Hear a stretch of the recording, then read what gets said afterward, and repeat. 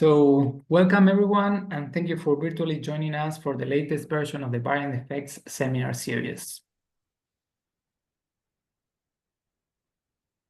My name is Mariano, and I'm a member of the BEST Organizing Committee, along with Ohana Becerra, Sigi Dai, Mateo Cajiada, Priyanka Bajash, Jung Rao, and Adelaida Tobar. These seminars are made possible with support and a lot of help from Lara Maffley and Alex Hopkins, among several others, and our sponsor, the Atlas of Variant Effects Alliance. As a reminder, we are always on the lookout for potential speakers for future seminars. If there's anyone you would like to see present, or if you are interested in sharing some of your own work, then feel free to submit a speaker nomination form. We also want to advertise the 8th Mutational Scanning Symposium that will be taking place on May in Barcelona. Abstract submission is still open until the 6th of March, so this Thursday. As usually, before starting the presentations, I have a few housekeeping items to mention. Each talk is around 20-25 minutes, but there should be time for a few questions. Please post those questions at any time to the Zoom QA, and we'll read them out to the speaker at the end.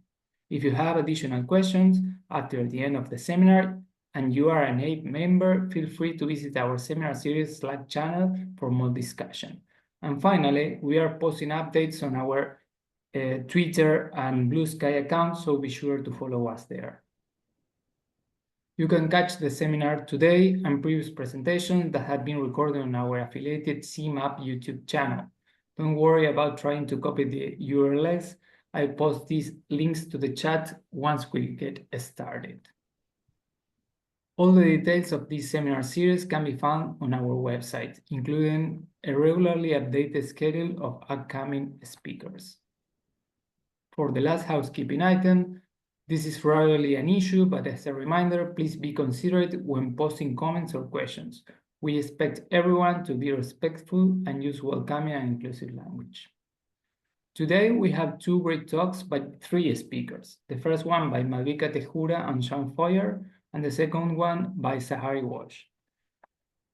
We are starting today with Malvika and Sean's talk. So Malvika earned a degree in molecular and cellular biology from UC Berkeley. After, she worked at Ultima Genomics and Maze Therapeutics. Nowadays, she works in the University of Washington, co-advised by Dr. Lea Starita and Dr. Douglas Fowler on developing innovative algorithms to reinterpret variant effects. In the lab, she writes code to analyze variant effect data, quantify the likelihood of pathogenicity across diverse variants, and advance the democratization of MAPE data interpretation. We also have Sean for this talk. He's a genetic counselor who recently completed his PhD at the University of Washington with the co-advisors Doug Fowler and Lea Starita. His work focuses on the clinical integration of multiplexed functional assay data and generation of multiplexible assays in pluripotent stem cells. The title of their talk is Reassessing the Calibration of Variant Effect Predictors for Clinical Interpretation. So whenever you are ready, please start. Thank you. All right.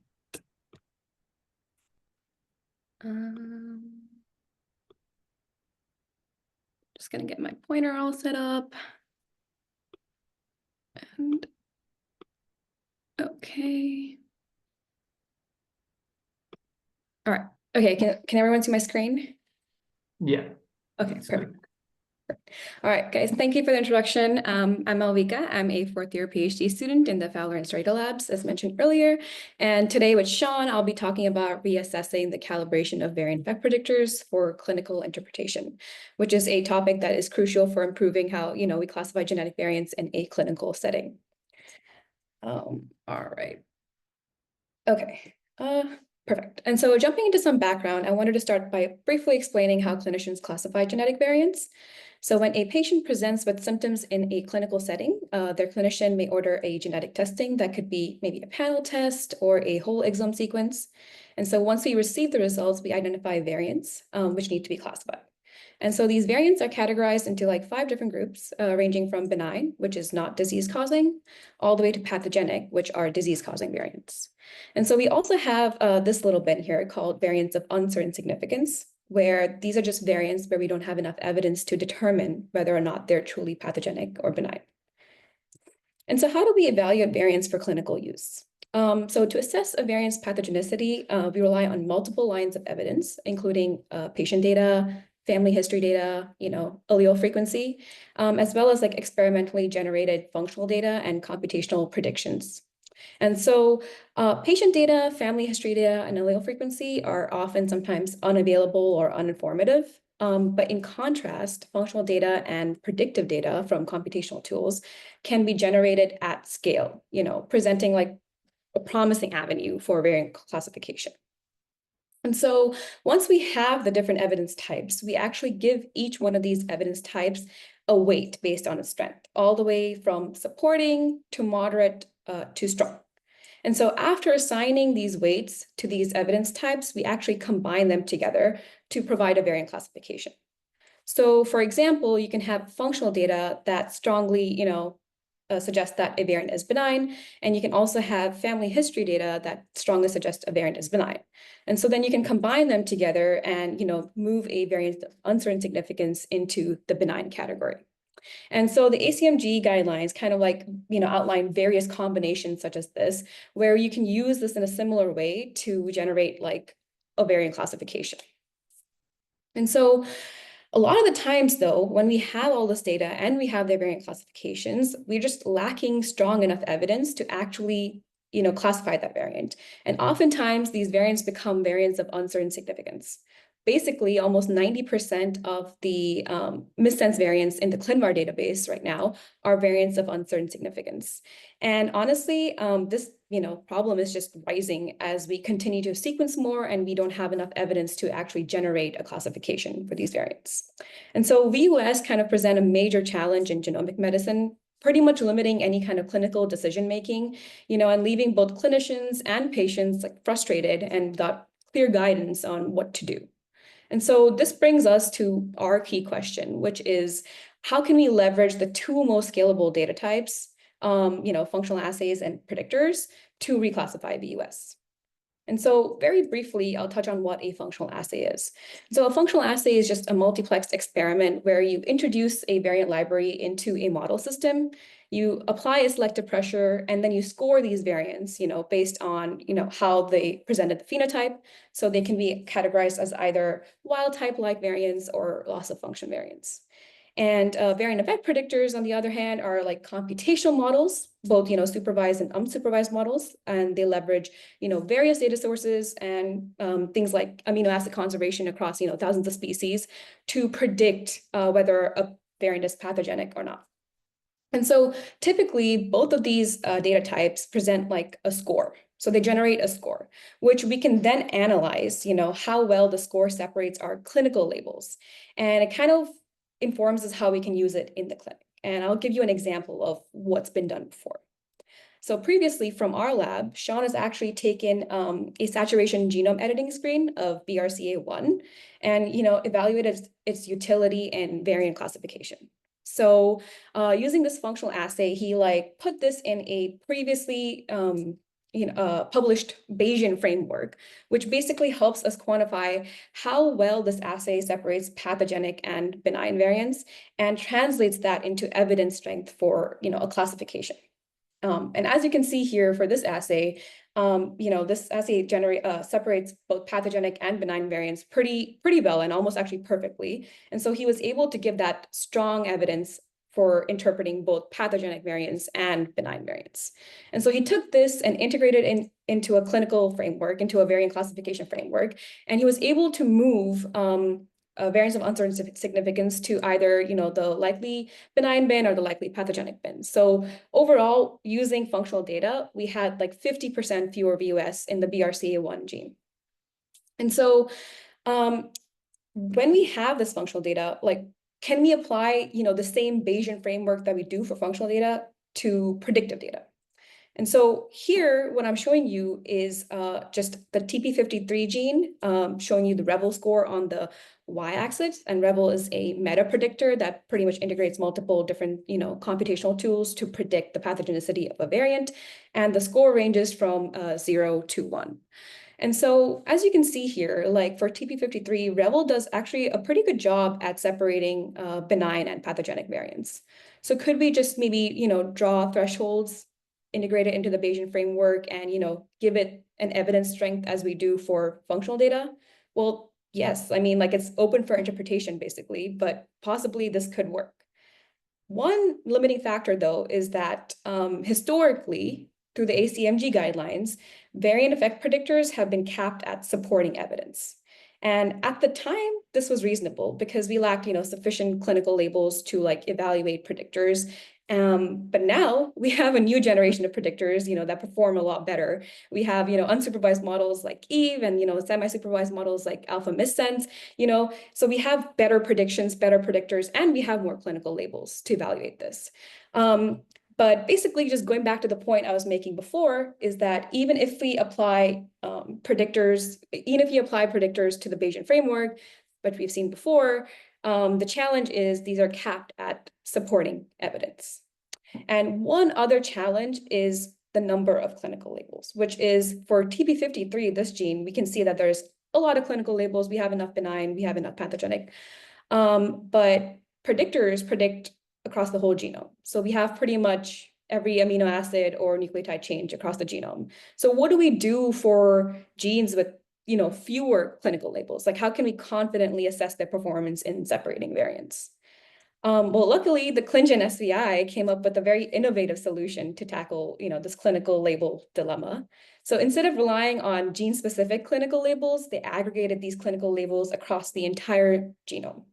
And so using this data set, they applied, these sliding windows grouping around 100 variants at a time, and then calculated these thresholds and defined these thresholds where between each interval, you have a certain evidence strength that you can give the variance. So variance like above, like variance at like 0.99 to 1 can get strong evidence in pathogenicity, like if they have the Rebel score, that's there. And so this kind of solved like, this is a major step forward in the field, and it solved like two things, which is, this clinical label dilemma for like different genes, like we don't have enough clinical labels for some genes, right? And then it also provided a path to assigning like higher evidence strength to variant effect predictors, making the use of like predictors and functional data, like two of our most scalable data types, a reality for like variant classification. And they did this same analysis for actually 13 different predictors, and they just published a new paper where they did this for another 3 predictors. So we have 16 predictors where we can, use genome-wide thresholds to assign evidence strength to variants, and we can use that for variant classification. One thing that we were curious about is that, and here again, sorry, I'm just showing you a smaller version of the whole genome analysis. But basically what we were curious about is that if we bring back that TP53 example that I was showing you earlier, and we apply these thresholds to it, do these thresholds work for TP53? And we know that there's a good separation between benign and pathogenic variants. And with our previous thresholds, we could draw them wherever we wanted. But with this, we might be maybe underutilizing some evidence. So consider, this middle part where it's indeterminate. We see like a lot of our benign variants, in this area. So we might be giving it too weak of evidence, basically, to, predict, to be used in benign classifications. And even considering this gray distribution in the back, this is a distribution that represents all possible single nucleotide variants that have a Rebel score. And so even if we add more clinical labels, the clinical labels won't shift into these thresholds out here. They would be populated out here. So we can very clearly see that this distribution is actually just more so shifted. And so are we leaving, useful evidence on the table for genes like TP53? And so we really wanted to find a systematic way in how we can develop, how we can quantify how many genes we see like TP53. And so we kind of introduced this metric called the incorrect prediction percentage, which basically becomes a way to evaluate how genes compare to the genome-wide distribution. But before we do that, we wanted to quantify one key concept is like, what is the tolerance of this genome-wide distribution? Basically, there was, a lot of math that goes behind this, and there are a couple incorrect predictions in each of these intervals that still work with the math that was followed.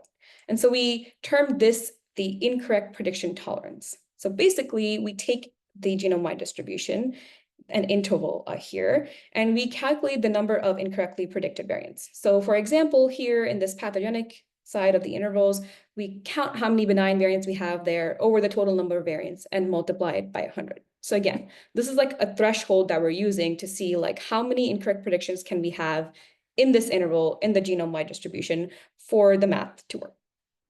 And so after we did this, we moved on to the incorrect prediction tolerance. So we took, let's just say gene X, but we did this for almost 3,600 different disease-relevant genes. And we calculated the same thing. It's like the same equation. So we calculated the incorrect prediction percentage this time. So for each gene in each interval, what we did was calculate how many incorrect predictions we saw there. And so by doing this, we could kind of systematically assess like how each gene compares to the genome-wide distribution and, maybe identify cases in genes where we might need different thresholds. And we actually added labels to each of these intervals. And these labels are trending concordant, where if you have enough variance in this interval and your incorrect prediction percentage is less than the tolerance, then that's an interval that agrees with the genome-wide distribution. Then we had something called a trending discordant interval, where if you have enough control variance and your incorrect prediction percentage is more than your incorrect prediction tolerance, that means that that interval disagrees with the genome-wide distribution.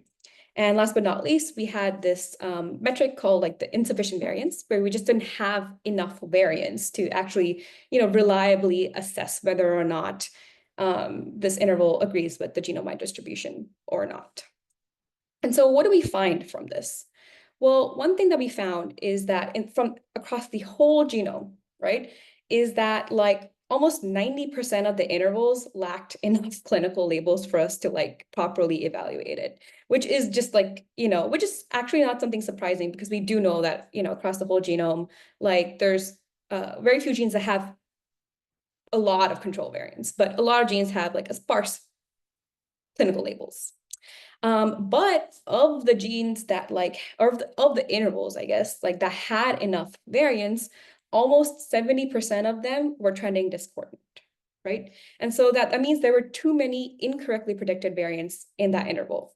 But 30% of them were trending concordant. So there are intervals and there are genes where, we have these genome-wide thresholds that actually would work for that gene. Another thing we saw is that as the evidence strength increased, we saw more discordant intervals. And we repeated this analysis actually for the ACMG secondary finding genes as well. And so these ACMG secondary finding genes are basically just clinically actionable genes. So if you find a variant in that gene while assessing something else, you have to report it to the patient because it's, again, clinically actionable. And what we saw here is that it's almost like a half and half split. So we have enough trending concordant and trending discordant intervals. And this is great because it kind of shows us that when there are enough clinical labels, there is things that we can do, and maybe the genome-wide intervals can work for these secondary finding genes. But one thing that we wanted to analyze more is that if we were to give variants of uncertain significance the evidence strength assigned to them from this genome-wide distribution, where would they fall in these intervals? And so what we found is that, again, most of these VUS would fall in a category or in an interval that has insufficient variance for us to actually evaluate how, if it's trending concordant, discordant. But almost 50% of the variants of uncertain significance that had enough controls, almost 50% of them fell in a trending discordant interval. That means that more than half of the VUS would receive inappropriate evidence, which could lead to a misclassification. And it's just kind of, we wanted to highlight that there's a critical limitation where we could end up with the US getting too strong or too weak evidence, suggesting that we sometimes refine the thresholds for certain genes. And so it's just underscoring maybe the need for us to have a gene-specific calibration for certain genes. And we wanted to, show this to everybody as well, where, we kind of built this website where you can go and you can look at your gene of interest and figure out whether it agrees with the genome-wide cutoffs or not. And here, I just want to play this really quickly. Right here. So yeah, you can go there. We have a couple different data sets, like with training variants, without training variants, and then you can, select a predictor, Revel or Base-Del for now, and then put in your gene, and then you can see like a plot. You can see whether each interval is concordant or discordant or doesn't have enough variance, and you can just see whether or not you can use this, use the genome-wide intervals, genome-wide thresholds for variant classification. That's just to say that there's a lot of genes that it does agree with and genes that it doesn't agree with. And with that, I just wanted to hand it over to Sean, who will, talk a little bit more about the next steps our lab has been thinking about to further tackle this issue.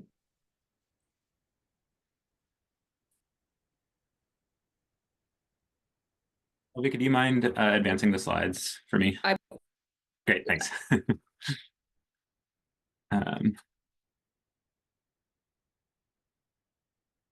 Okay, so to recap what Malvika already touched on is, so we sort of found this pattern where when a gene disagrees with the genome-wide calibration, it's usually because there's a skew in the shape of the distribution of predictions for that gene.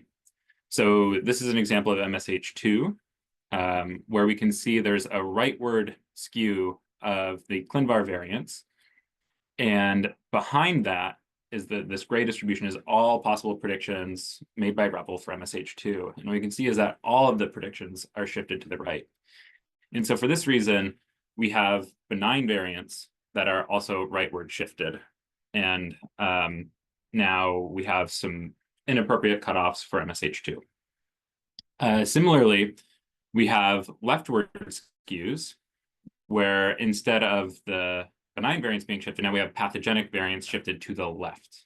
And it's not that the predictors are particularly bad for these genes or any sets of genes. It's just that the distribution shape can be skewed. And so we asked, well, what if we can take advantage of that skewness? Because if we can predict the shape of the ClinVar distribution based on the shape of the full distribution of predictions for that gene, perhaps we could group genes together to calibrate. And now in both of these examples, MSH2 and ENG, we actually have enough ClinVar variants to calibrate these individually. But again, as Malvika mentioned, for most genes, we just don't have enough ClinVar variants to calibrate. So what we want to do is sort of find the best of both worlds, have specific thresholds for a gene of interest, but use more genes, variants, to sort of supplement the number of control variants for that grouping of genes so that we can achieve stronger evidence for variant interpretation. Okay, so next slide. So the solution to this was to group genes together, but not just genes. We actually found that the unit that is sort of driving the skew are protein domains. And so what we did, and this is with our collaborators with the IGVF consortium, is we calculate the Jensen-Shannon distance from one protein domain score distribution to another, and then we cluster those together based on their similarity across all protein domain pairs. And what we get at the end is a heat map that looks like this. We can optimize this to about 30 clusters, but to sort of demonstrate what the utility of this, next slide, we'll start with the BRCA1 gene because it's sort of a good example where we have two main functional domains, starting with BRCT. So the BRCT domain up on the top left has this gray distribution shape. And when we cluster this distribution with the other domains that have a similar shape, we go to the middle where we have this smoother distribution. Now we have about 700,000 predictions, up from about 1,000. And now next panel, we can unmask the ClinVar variants. And now we have a nice separation of the benigns and the pathogenics. And I should mention, this clustering can be done with any predictor. We see the same sort of patterns across predictors. What I'm showing you here is data for alpha missense, but we're applying this to many different predictors. But at any rate, we get the benigns and pathogenics here for BRCT that are nicely separated. And then next click, we can actually throw down thresholds and now calibrate this cluster on say these thresholds and achieve strong evidence for this cluster. So the BRCA1 also has a ring domain, which has a very different shape distribution. So it has this right skew. And then, so we have about 300 variants in the BRCA1 ring. When we go to the rings cluster, we now have about 15,000 variants with a similar shape. Interestingly, in this cluster, this contains other ring domains, other zinc fingers. And then if we look at the ClinVar variants, what we see is there's also this rightward shift of the pathogenics, which are above 0.9, and the remainder of the score distribution has the benign variants. And so we can now throw thresholds down in this cluster and calibrate this based on where the pathogenics and benigns fall. So even within the same gene, we have different thresholds that are now meaningful, and we have enough ClinVar variants to calibrate. This is still a work in progress. But we aim to apply this calibration across different predictors and then apply it to a larger project, which Malvika will touch on really quickly.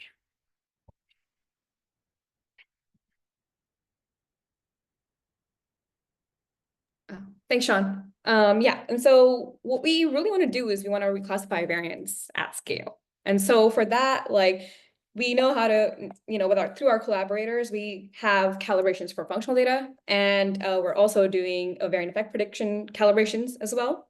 And right now, we've manually curated or manually harmonized functional data for 43 genes, which encompasses around 77,000 variants of uncertain significance.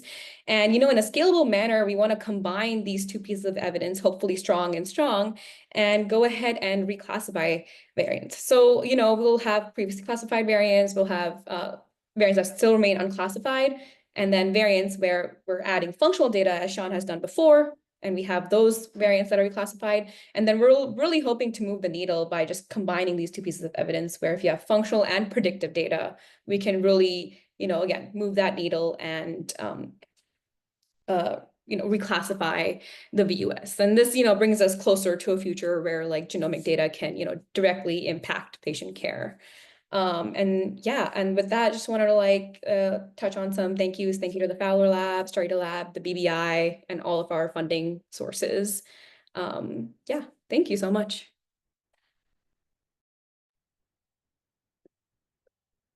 Thank you, Vika and Sean, for the really nice talk.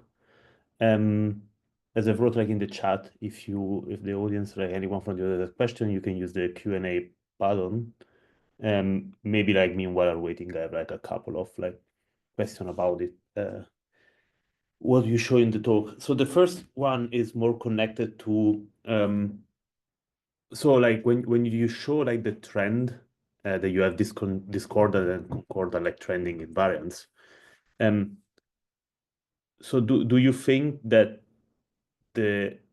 for some genes you saw a higher percentage of discordant variant? Is that because Revel, I mean, as far as I understood, has been trained also on clinical data as well, so has been biased towards use some data from clinical predictors, so it's been biased towards certain genes, so it's better working in some and worse in others. Yeah, I can take that question.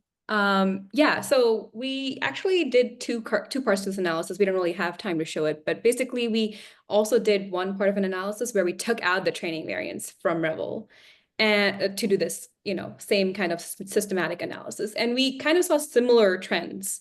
And to speak to, whether there's some genes where if we take out the training variance, it'd be more concordant or discordant, we kind of didn't see that difference. They all look pretty similar even when we took out the training variance. And I think that has to do with something that Sean touched on earlier, which is like that, gray distribution in the back that we showed, which is the all, possible single nucleotide variance scores that we see. And so even if you do add like more clinical labels or not, like the shift is there and like it'll stay there. And so the thing we need to do is just move those thresholds, because if we don't move those thresholds, we'll still continue to, compared to the genome-wide distribution, have those discordant and concordant intervals. Okay. And if I could just add one thing to that as well, is in addition, something that we found surprising is that like getting back to the supervised nature of Revel and some of these other predictors, we thought that could be driving some of the skews in these distributions that Malvika just mentioned. But we see the same patterns with unsupervised models. So it's not just that, certainly the supervision on certain genes might improve predictions for some of those genes, but the overall patterns are consistent across supervised and unsupervised models that we've checked so far, which we find really interesting. Okay. And do you think that is connected to, for example, also how like the quality control like of a cell or of in general whatever, check like if if you have any mutation on the protein itself, like the fact that also like unsupervised predictor show the same pattern, that is not like a bias in the dataset, but is actually like we don't see sequence that have mutation in specific genes because we don't want that. Yeah, I think that's exactly it. So it's because all of these models have some component of a multiple sequence alignment across evolution, right? And so like the ring domain example that I showed you, these are just domains that are extremely sensitive to missense variance, and so the models are picking up on that, which is a good thing. And yeah. Okay. Thank you. I think that we, just to stick to time, we can stop here. We thanks again, Malvika and Sean for the really nice talk.